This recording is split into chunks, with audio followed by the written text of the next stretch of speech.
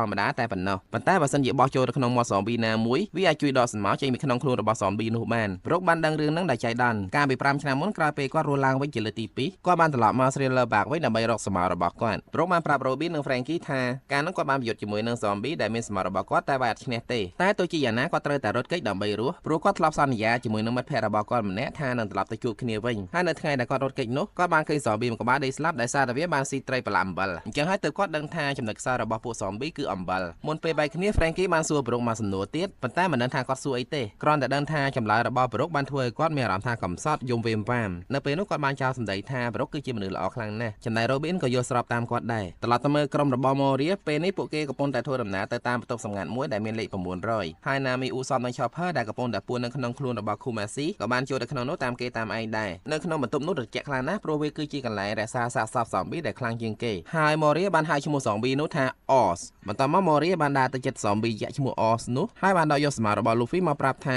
ឲ្យលុបការចងចាំនិងភាពជាមនុស្សហើយចាប់ពីថ្ងៃនេះតទៅត្រូវស្រាវសម្ដីរបស់គាត់ពេលឯកភាពគ្នារួចរាល់ហើយ Moria ក៏បានរុញស្មារបស់ Luffy ទៅបញ្ចូលនៅក្នុងខ្លួនរបស់ Zombie Oz ហើយក្រោយមកមិនយូរប៉ុន្មាន Oz ក៏បានដឹងខ្លួន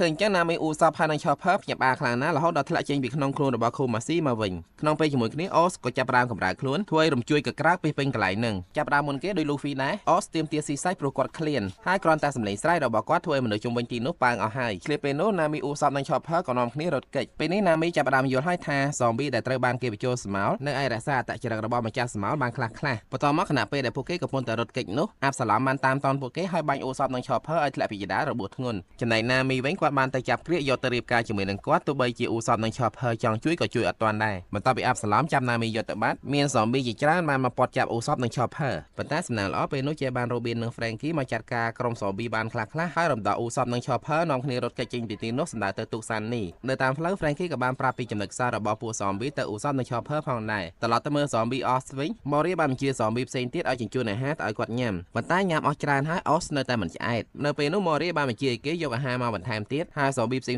ក៏បានធ្វើតាមបញ្ជាប៉ុន្តែក្រោយមកអ្នកជូនអាហារនឹកឃើញថានៅក្នុងចំណោមអាហារទាំងនោះមានត្រីមួយក្បាលដែលគេប្រឡាក់អំបិលបើសិនជា Oz ស៊ីចំត្រីមួយនោះស្មារបស់ Luffy នឹងរួចខ្លួនវិញពេល Oz មើលឃើញត្រីមួយនោះគាត់ក៏បានចាប់យកត្រីមួយនោះដាក់ចូលទៅក្នុងមាត់ដោយទាំងអ្នកជូនចំណីទាំង3ទៅផងដែរប៉ុន្តែសំណាងណាស់ដែលអ្នកជូនត្រីទាំង3បានរុញត្រីនោះចេញពីមាត់របស់គាត់មកវិញហើយបដូរសាច់ឲ្យគាត់ញ៉ាំជំនួសបន្ទាប់ពីបានញ៉ាំឆ្អែតហើយ Moria បានប្រាប់ឲ្យ Oz ធ្វើជាកូនចៅរបស់គាត់តែ Oz បានប្រកែកព្រោះគាត់ចង់ធ្វើជាស្ដេចចោលសមុទ្រនៅពេលនោះ Oz បានប្រើកាំ Pistol វាយទម្លុះជញ្ជាំងដើម្បីចេញទៅខាងក្រៅដើរលេងឃើញចឹង Moria អត់សូវព្រួយបារម្ភទេព្រោះគាត់ដឹងថាត្រូវការពេលវេលាបន្តិចទៀតទើប Oz ព្រមស្ដាប់តាមបញ្ជាគាត់